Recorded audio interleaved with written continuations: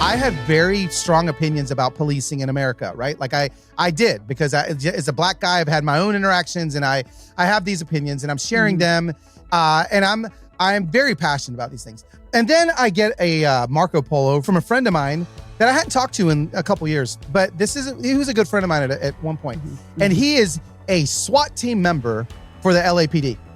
And he's like, hey, Carlos, like I love you, man. I've been following you, and I listen. I needed to let you know that I love you.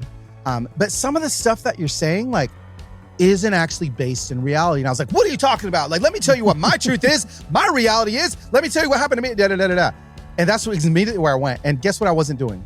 I wasn't walking with him. Through a couple of days of Marco Polos back and forth, this is what I decided to do.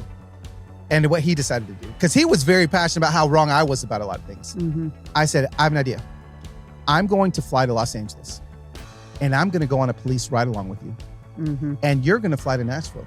And you're going to march in a march with me. Mm-hmm. And we're going to walk with each other. And we did that. And can I tell you, Molly, the empathy that I'm talking exploded in my heart towards, man, I love you. And I know I feel a certain way about no-knock warrants. And I probably still feel 80% the same way. But you know what?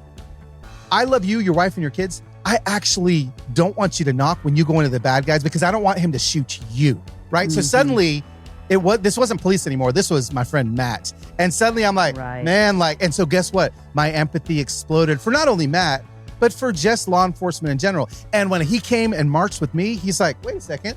Who are all these white soccer moms next to you marching at these things? Like what? Like, this isn't what I've been seeing on the news. This is a lot more.